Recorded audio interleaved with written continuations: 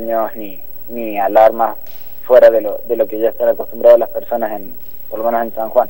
Y Gerardo, ¿a qué hora ocurrió esto más o menos? 14:25, hace una hora. Hace poquito nada más. Sí, fue bastante reciente. ¿Y vos dónde estabas? ¿Llegaste a sentir algún movimiento? Sí, yo estaba en mi casa, lo percibimos muy leve, con intensidad de 2 a 3 en donde yo estaba, pero bueno, hay localidades en la provincia de San Juan y en La Rioja que lo han sentido un poquito más fuerte. Apelo a tu experiencia. ¿Qué es lo que sucede cuando hay un sismo de estas características de 5.3 grados, tantos en ambas provincias? ¿Puede haber algún tipo de derrumbe, quiebre de algún material? ¿Qué es lo que sucede en esas ambas provincias con este tipo de movimiento? No, en este tipo de movimiento inclusive va a haber muchas personas que no lo han percibido el sismo, sobre todo las que han estado en movimiento. Al ser profundo, por más que haya sido 5.3, el ser profundo pierde, se disipa una gran cantidad de energía, entonces en la superficie se percibe con intensidades bajas, 2, 3, digamos en los casos quizás más intensos hasta 4, pero bueno, en este caso particular no ha habido algún reporte relacionado al respecto con una intensidad 4. Hasta ahora ha sido 2 a 3 en las ciudades, simplemente el movimiento del suelo para los que estaban en reposo únicamente. No ha habido ningún tipo de daños, ni mucho menos heridos. Estamos hablando con Gerardo Sánchez de Impress, directamente de la provincia de San Juan. Gerardo, está pasando últimamente como siempre yo llamo, una rebelión de la naturaleza. ¿Tiene que ver esto con lo que pasó en Japón, últimamente en México? ¿Algo que está produciéndose a nivel global, a nivel suelo, a nivel tierra, ahora en la provincia de San Juan? En realidad no son eventos relacionados. Sí es cierto que en el último tiempo ha habido muchas noticias de catástrofe, entre los 2 terremotos de México, el sismo de Japón. Hay mucha gente que también ha preguntado en relación con los huracanes que han estado en Centroamérica. La verdad que, a través de la cantidad de información que fluye mediante los medios de comunicación y toda la gente conectada a través de las redes sociales, es que muchos por ahí tienden a confundir o a tratar de asociar los eventos. La realidad es que no están asociados, y así como hay momentos en donde existe mucha tranquilidad o falta de esta ausencia, falta de terremotos o de eventos, hay otros momentos o periodos donde coincidentemente, se dan varios en poco tiempo de distancia entre uno y otro. Por ejemplo, por dar ejemplos, San Juan ha tenido fuertes terremotos desde 1894, 1941, 1944, 1952, 1977, y desde entonces no ha tenido ningún terremoto fuerte. Es decir, que llevamos 40 años de cierta tranquilidad cuando hubo otros quizás 10, 15 años donde hubo terremotos intensos. Claro. Por otro lado, Chile también ha tenido, en los últimos 10 años, ha tenido fuertes terremotos, cuando en los anteriores 20, 30 o 40 años no ha tenido terremotos de más de 8 grados. Entonces hay periodos en donde existe una mayor actividad sísmica y otros periodos donde no lo hay. Gerardo, para toda la comunidad sanjuanina que está aquí en Capital Federal o en el conurbano bonaerense, que tienen familiares, ¿tendrías más o menos las localidades donde sucedió este sismo, más o menos para dar un pantallazo sobre cómo sucedió, si se pueden comunicar la familia para saber cuál es la situación? La localidad más cercana que podría haberlo sentido un poco más intenso es la localidad de Iglesias, en San Juan. Además de Iglesias, al instituto han llamado personas de San Juan Capital y de La Rioja Capital. No tenemos informes de cómo lo pueden haber sentido quizás otras localidades del oeste de La Rioja. Bien. Sabemos que también fue percibido en Hachal, en San Juan, pero no tenemos información, por ejemplo, de Mendoza o de alguna otra provincia que lo pueda haber percibido también. Bien, Gerardo, ¿y la localidad de Iglesia, que es una localidad típicamente campesina, urbana, semiurbana, rural? ¿Cómo sería la localidad de Iglesias?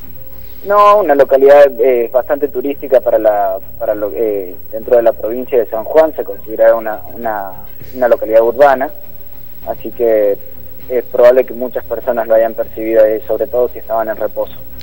Gerardo, yo recuerdo siempre las imágenes de los noticieros de los 40, cuando pasaban los terremotos de la década del 40, de la primera presidencia de Juan Domingo Perón, totalmente una ciudad devastada.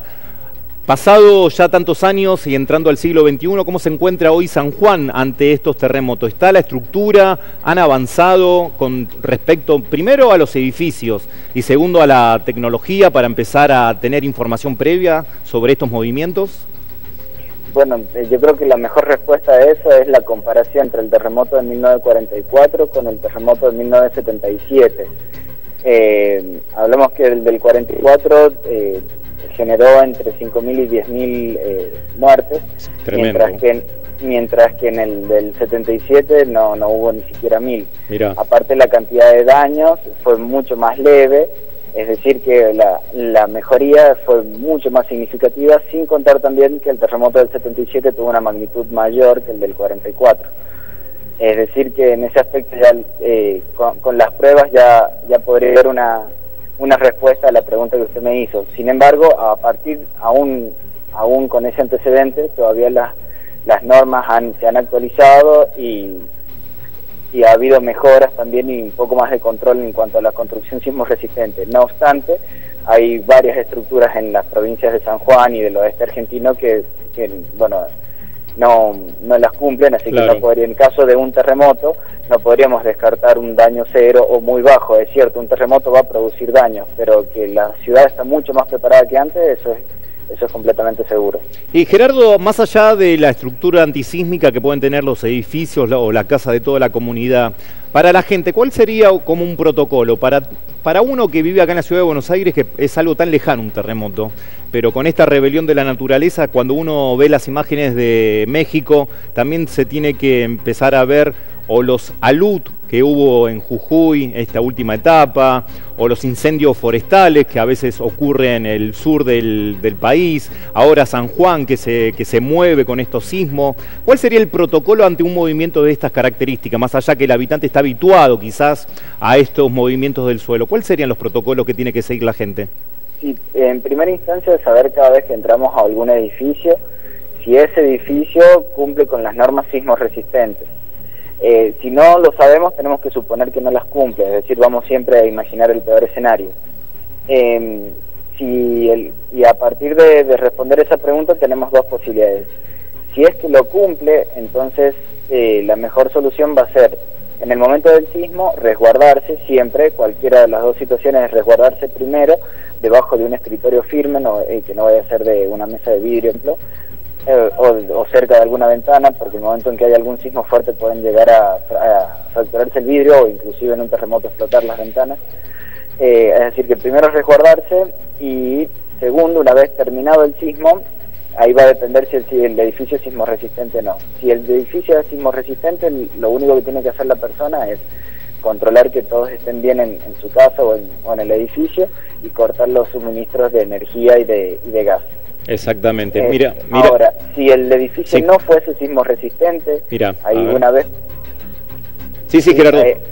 Si el edificio no fuese sismo resistente, en ese caso la persona tiene que cortar, como mencioné, los suministros, pero salir a la calle, ¿sí? Y bueno, controlar que sus seres queridos y más que salgan todos. Siempre, y acá esto es muy importante para todo el momento, desde el inicio que comenzó a sentir el sismo, mantener la calma, porque si no la mantenemos es muy difícil pensar en claro, y lo que tienden a hacer las personas en un acto quizás natural o instintivo es salir a correr. Exacto. Pero eso genera muchísimas más lesiones o inclusive muchísimas más muertes, claro, que el simple hecho de mantener la calma y tratar de resguardarse hasta que pase el terremoto. Sí, mira, Gerardo, nosotros ahora tenemos una pantalla partida, como comúnmente se dice, con imágenes de la San Juan de hoy y con imágenes de la San Juan del año 77. Hablan precisamente, primero el blanco y negro habla de un periodo anterior, cómo la gente estaba durmiendo prácticamente en la calle. El parque automotor habla de la década del 70 y en los barrios marginales, sobre todo, cómo fueron víctimas de ese movimiento sísmico del año 77. Como bien dijiste vos, desde la década del 40, de la la primera presidencia de Juan Domingo Perón, que uno veía imágenes devastadoras. El 77 también tuvo un movimiento sísmico, tuvo consecuencias, ahí la estamos viendo, con roturas, quebramientos de material de cemento, pero sobre todo mirando que son barrios que quizás no tenían ese edificio y la estructura antisísmica. Hoy San Juan me parece que está mucho mejor preparado a lo que fue el último movimiento del año 77, me parece, Gerardo, ¿no? Sí, o sea, como mencionaba, en el 77 se estuvo más preparado que en el 44 y en la actualidad se está más preparado que en el 77. Igual no se pueden descartar daños, porque por más que un sismo se construya un edificio se construya para un sismo, para ser sismo resistente, los daños van a estar, y aparte no el 100% de las estructuras construidas, tanto casas, complejos de departamentos, quizás las más simples, no tienen un control tan estricto. Claro. Sin embargo, toda la ciudad de por sí está mucho más preparada, y es cierto, las estructuras más débiles son las que con un terremoto son las que pueden llegar a colapsar o tener daños significativos. Las rupturas en calles, bueno, eso es propio de los procesos de licuefacción que se dan a la hora de que llega el sismo a la localidad. Pero bueno, la idea de la ingeniería sismo resistente es evitar el colapso del edificio y la cantidad de muertes.